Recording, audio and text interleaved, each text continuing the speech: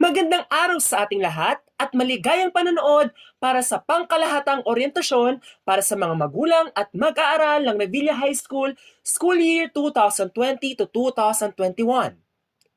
Kami po sa Revilla High School ay nagagalak sa kadahilanan na binigyan niyo po kami ng oras para sa pagpapatuloy ng edukasyon ng ating mag-aaral. Bago tayo magsimula, tayo po muna ay magsitayo at kantahin ang pambansang awit ng Pilipinas na susundan ng panalangin, himno ng Calabarzon at himno ng Bacoor.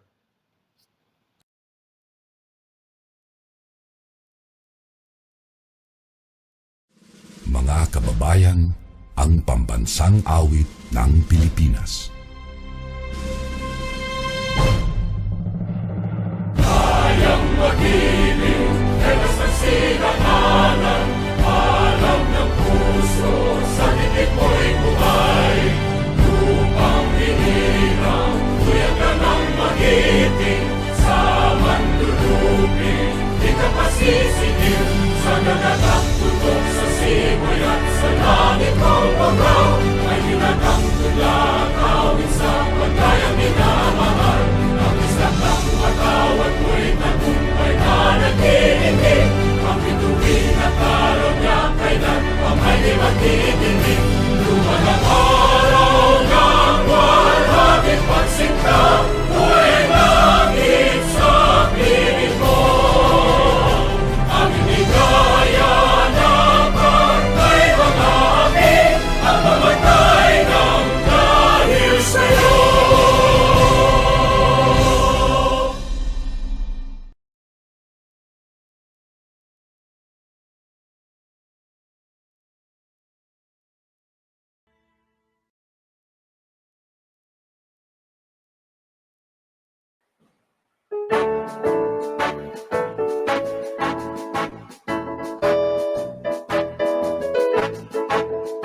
Dito sa atin o Panagalupan, sumimulang bagong pangalan.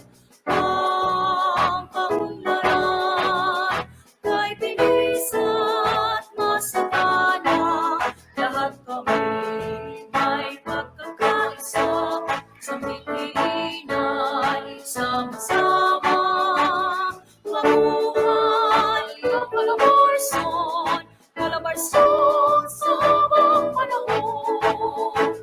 Nalamig ang Rizal, Cavite, Laguna, Batangas, Quezon, at mga lungsod pa, Antipolo, San Pablo, Cavite, Luzon, Batangas, Calamba, Santa Rosa, Dasmariñas, Tayabas, Imus, Bacoor, Piña, Cabuya, Villarreal, Palawan at Lindol. Hey, hey! Ang kumani ay tanging-tangi, at lingkod ay laging-laging. Ayan naman sa Diyos ang aming lahi, talagang ay paunlarin, ito ang unang layunin. Mabuhay ang Calabarzon, Calabarzon sa mga panahon. Nalamig ang Rizal, Cavite, Laguna, Batangas, Quezon, at mga lungsod pa, Antipolo, San Pablo, Cavite, Luzon, Batangas, Calamba, Santa Rosa, Dasmariñas, Tayabas, Imus, Bacoor, Piña, Cabuya, Villarreal, Palawan at Lindol. Hey, hey! Dito sa atin o Panagalupan, sumimulang bagong pangalan. Ang kaunlaran kay bilis at masagana, lahat kami may pagkakaisa, sa Pilipinay sama-sama. Mabuhay ang Calabarzon, Calabarzon sa mga panahon.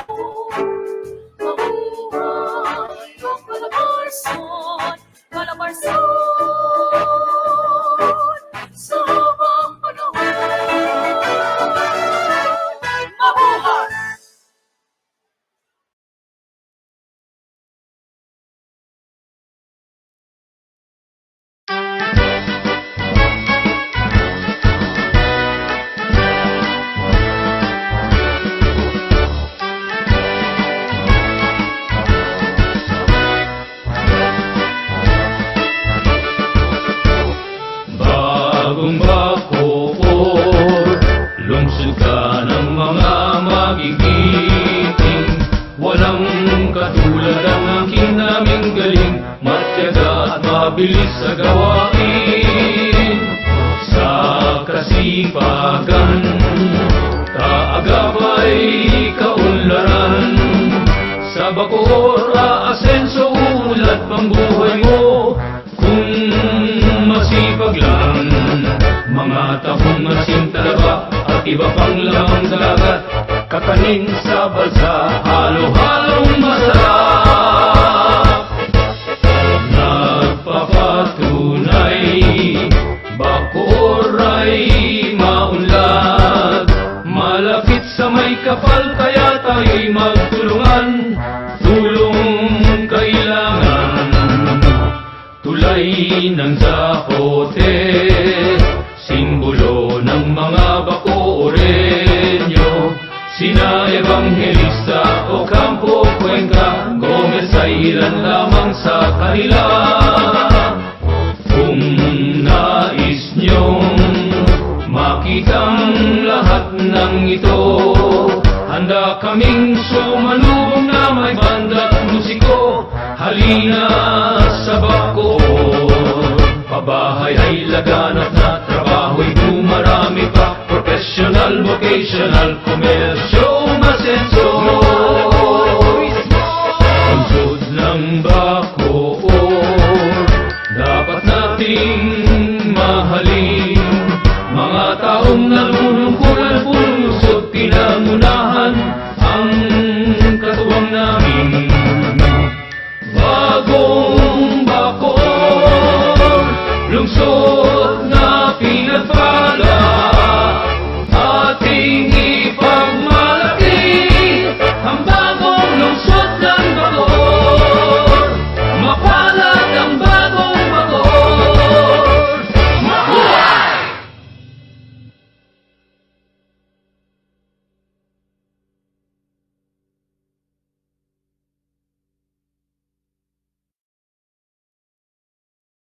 Para sa pambungad na pagbati, nandito ang aming minamahal na Officer in Charge, Head Teacher 3 ng Revilla High School, Ginang Raquel R. Solis. Magandang buhay. Ipinagpapasalamat po namin una sa lahat ang inyong pagdalo sa oryentasyon na ito. Nangangahulugan lamang po na tinatanggap ninyo ang hamon ng new normal. At sumasang-ayon kayo sa sinabi po ng ating DepEd Secretary Leonor Magtolis Briones na education must continue even in times of crisis, whether it may be a calamity, disaster, emergency, quarantine, or even war. Pagpapatuloy po ng edukasyon na isinasaalang-alang pa rin natin ang kaligtasan at kalusugan ng ating mga anak. Alam kong marami na din po kayong naririnig o natutunan mula sa iba't ibang learning modalities ng DepEd. Muli ay ipapahayag namin sa inyo ang mga ito at ang kaakibat pong tungkulin ng mga magulang, guro at komunidad sa paggabay sa pag-aaral ng mga bata. Hinihiling po namin ang inyong kooperasyon at nangangako kaming bibigyan namin ng inyong mga anak ng kalidad na edukasyong nararapat para sa kanila. Sa pagtutulungan, lahat nabubuo. Sa komunikasyon at dedikasyon, katumbas ay mataas na kalidad na edukasyon. Mula po sa 19 na guro, isang non-teaching personnel, 2 security guard, at isang utility ng Responsible Village Leaders Learning Academy o mas kilala po bilang Revilla High School. Sama-sama po nating i-welcome ngayong darating na August 24 ang school year 2020-2021. Mag-iingat po tayong lahat. Muli, magandang araw sa inyong lahat at ako po'y nagagalak na makita kayong sumusubaybay sa pangkalahatang oryentasyon para sa mga magulang at mag-aaral ng school year 2020 to 2021. Halina't alamin ang iba't ibang learning delivery modalities sa pagpapatuloy ng edukasyon. Una, distance learning.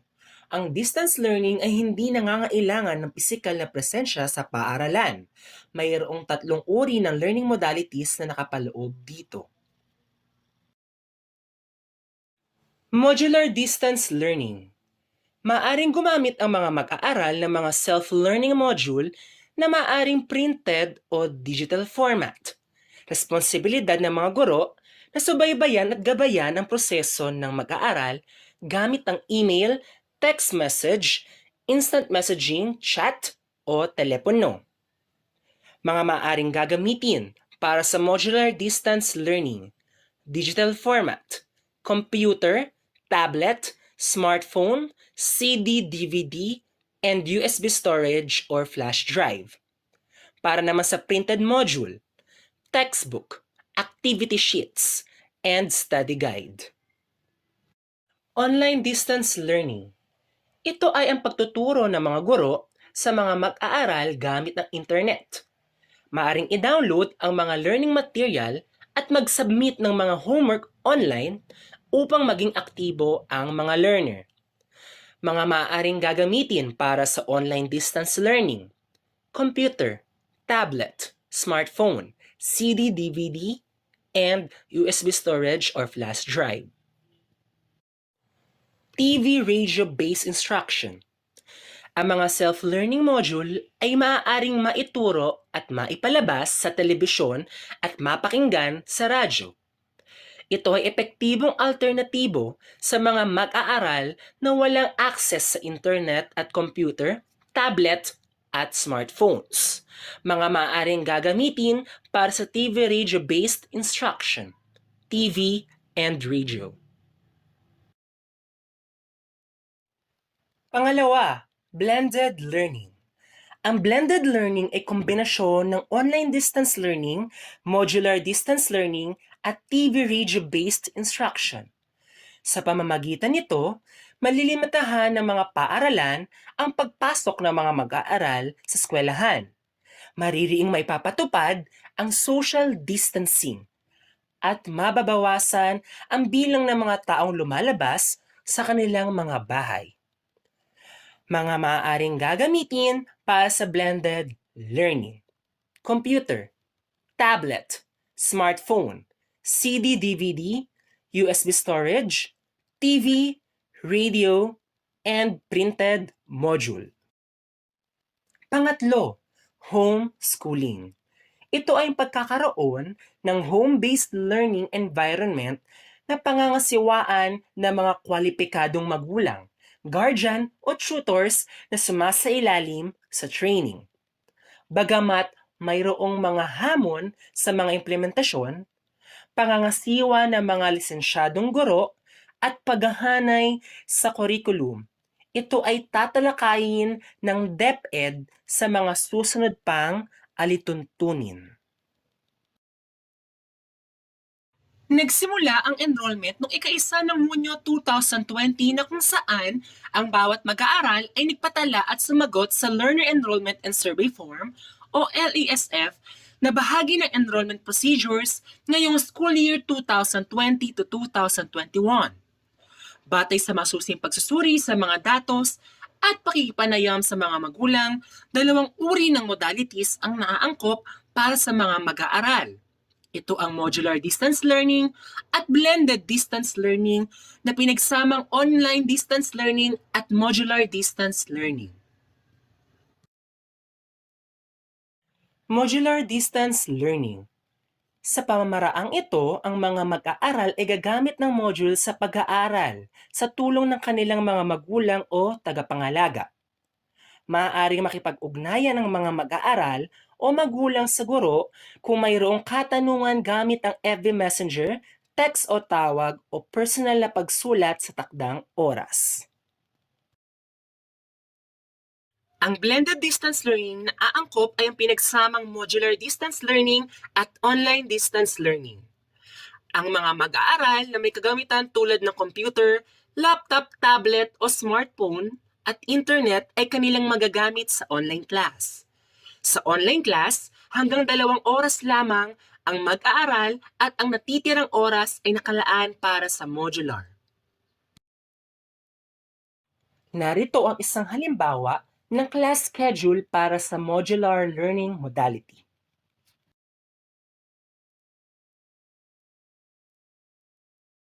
Ang susunod naman ay halimbawa ng class schedule para sa blended learning modality.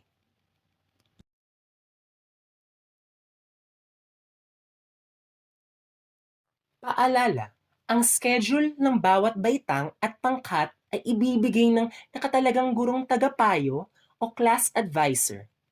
Manatiling umantabay sa Facebook page ng paaralan para sa mga iba pang anunsyo. Mga proseso sa pagkuha at pagpasa ng Individual Learning Package o ILP. Ano nga ba ang mga laman ng Individual Learning Package o ILP? Ang mga laman ay learning modules, love letter for students, at support manual for parents. Ang mga learning modules ay manggagaling sa Revilla High School na ipamamahagi sa mga mag-aaral sa pamamagitan ng mga nakatalagang barangay hall na gagawing pick-up at drop-off point. Ang learning modules na ito ay nakalaan upang pag-aralan at sasagutan ng mga mag-aaral sa kanilang tahanan. Nakapaloob dito ang mga aralin na tatalakayin sa loob ng 1 linggo. Ang love letter for students ay espesyal na liham mula sa mga guro para sa mga mag-aaral. Nakapaloob rito ang mga bagay na dapat mas pagtuunan pa ng pansin ng mga mag-aaral sa kanilang pag-aaral. Binibigyang pansin din ng espesyal na liham na ito ang mahusay na pagsagot at pagkumpleto ng mga mag-aaral sa mga aktibidad na nakalaan sa loob ng 1 linggo. Ang Support Manual for Parents ay isang gabay na manggagaling sa Revilla High School na maaaring magamit ng mga magulang upang matulungan at magabayan pa ng mas mabuti ang kanilang mga anak sa kanilang pag-aaral. Paano makukuha ang Individual Learning Package o ILP? Ang Revilla High School at ang barangay ay gumawa at lumagda ng isang kasunduan o ang tinatawag na Memorandum of Agreement o MOA tungkol sa proseso ng pick-up at delivery ng Individual Learning Packages o ILP.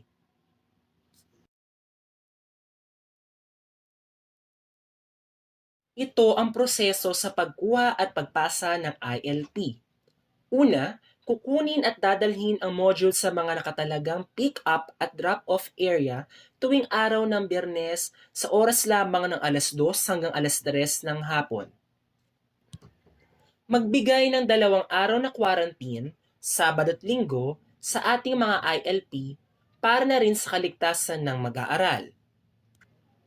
Sundin ang ibinigay na class schedule simula Lunes hanggang Biyernes at maglaan ng lugar sa pag-aaral. Gabayang mabuti ang ating mag-aaral. Kung kayo ay may katanungan o suwestyon, maaaring tumawag sa gurong tagapayo. Ang pagpasa ng module at portfolio ay tuwing Biyernes sa oras lamang ng 2:00 hanggang 3:00 ng hapon. Saan nga ba kukunin ang Individual Learning Package o ILP? Ang mga Individual Learning Packages o ILP ay maaaring makuha sa mga nakatalagang barangay hall bilang pick-up and drop-off point kung saan malapit na naninirahan ang mga mag-aaral. Ito ang table na kung saan makikita natin ang number of learners per barangay at drop-off and pick-up point ng individual learning packages. Kailan maaaring kumuha at magpasa ng Individual Learning Package o ILP? Maaaring kumuha at magpasa ng ILP ang mga magulang o tagapangalaga tuwing Biyernes lamang mula alas 2 hanggang alas 3 ng hapon.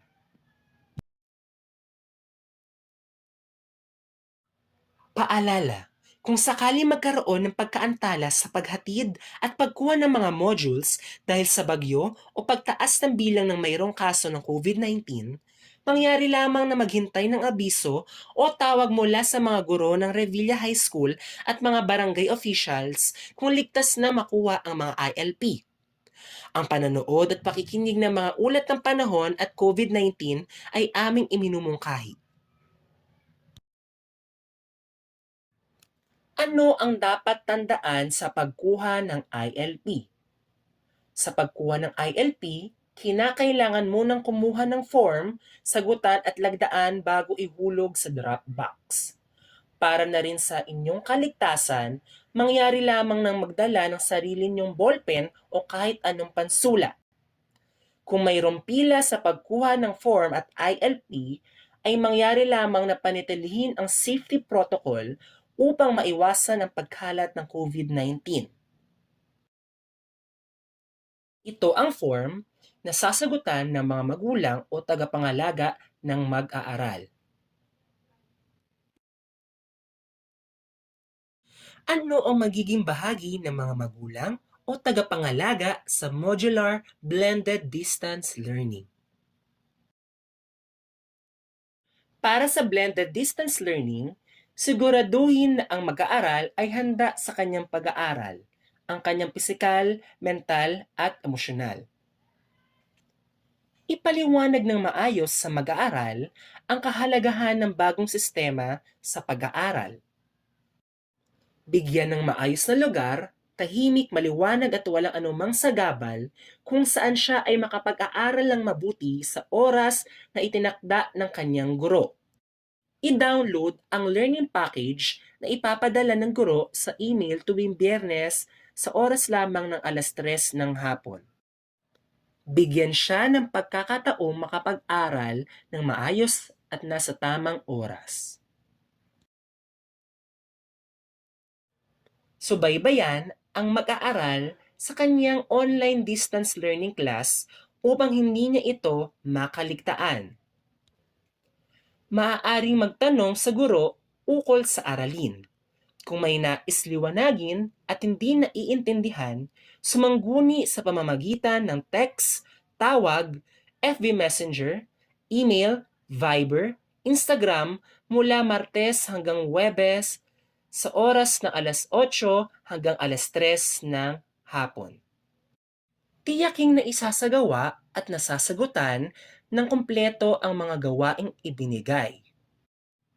Isumiti ang mga gawaing itinakda ng guro tuwing Biyernes sa oras ng alas 4 ng hapon sa pamamagitan ng email. Para naman sa Modular Distance Learning, siguraduhin na ang mag-aaral ay handa sa kanyang pag-aaral, ang kanyang pisikal, mental at emosyonal. Ipaliwanag ng maayos sa mag-aaral ang kahalagahan ng bagong sistema sa pag-aaral. Bigyan ng maayos na lugar, tahimik, maliwanag at walang anumang sagabal kung saan siya ay makapag-aaral ng mabuti sa oras na itinakda ng kanyang guro. Sundin ang schedule at lugar kung saan dapat kuhanin at ibalik ng mga magulang o tagapangalaga ang mga learning package na nanggaling sa guro. Ang oras ng pagkuha ng learning package ay tuwing Biyernes mula alas 2 hanggang alas 3 ng hapon. Pumirma sa kasunduan form katapat ng pangalan ng inyong anak o inaalagaan sa pagkuha at pagbalik ng learning package bilang patunay na natanggap ang mga ito. Sumunod sa safety protocol na itinakda ng DOH at IATF para manatiling ligtas tuwing kukuha at magsusumiti ng learning package. Iwasang humawak sa muka, habang dala ito. Iuwi sa bahay ang learning package at ilagay sa isang lugar na hindi mahahawakan ng sino man sa loob ng 2 araw. Sabado at Linggo ang quarantine period. Huwag kalimutan maghugas ng kamay. Ibigay sa mag-aaral ang learning package sa araw ng Lunes at tiyaking nasusunod ang itinakdang oras ng pag-aaral o class schedule na binigay ng guro. Tuwing Biyernes, mula 2:00 hanggang 3:00 ng hapon ang itinakdang panahon ng pagbalik ng nasagutan at pagkuha ng bagong learning package. Ibalik sa orihinal na lalagyan ang learning package pagkatapos ng itinakdang araw sa pag-aaral nito. Ingatan ang learning package upang hindi masira o mabasa habang ginagamit. Subaybayan ang mag-aaral, siguraduhin na pag-aaralan at nasasagutan ng maayos ang mga aralin. Gamit ang free FB Messenger, text o tawag upang ipahatid sa guro ang mga tanong na nais maliwanagan tungkol sa aralin. Laging sundin ang mga safety protocols ng DOH at IATF. Pagsubaybay ng magulang, guardian o nakatatandang kapatid o kasama sa bahay. Bawat asignaturang natapos ng mag-aaral sa itinakdang oras ay may kasamang mga activity worksheets o practice exercises na sasagutan pagkatapos ng aralin. Alamin kung natapos na ng mga mag-aaral ang pinapagawang activity o practice exercises. Tingnan ang Individual Learner's Progress Report at lagyan ng check ang column ng natapos o hindi natapos at maglagda sa katabi nito bilang patunay na natapos ng gawin ng mag-aaral. Hindi susulatan ng module, maitinakdang worksheets para sa paggawa ng activity. Halimbawa ng Individual Learner's Progress Report. Mga kagamitan sa paggawa ng portfolio. Maghanda ng expandable folder. Ang disenyo ng pabalat ay ayon sa tagapayo para sa sisidlan ng activity worksheets at iba pang output ng mag-aaral sa loob ng 1 linggo. At iba pang kagamitan gaya ng bond paper at papel. Para sa blended distance learning modality, ay magbibigay ng links ang gurong tagapayo na kung saan ipapasa ang mga output na kakailanganin para sa soft copy o hard copy portfolio ng napagkasunduan. Tandaan, ang individual learning package ay para lamang sa mga mag-aaral ng pampublikong paaralan ng Rehiyon 4A Calabarzon. Ang pagbebenta, pagkopya, reproduksyon at iba pang kauri nito ay hindi pinahintulutan. Sinumang lumabag ay may karampatang kaparusahan. Katuwang namin kayo, mga magulang at tagapangalaga. Halina at ipagpatuloy ang pag-aaral ng ating mga anak sa ligtas na pamamaraan. Mula sa Revilla High School, marami pong salamat at manatili tayong lahat na malusog at ligtas. Basta Revilla High, mahusay!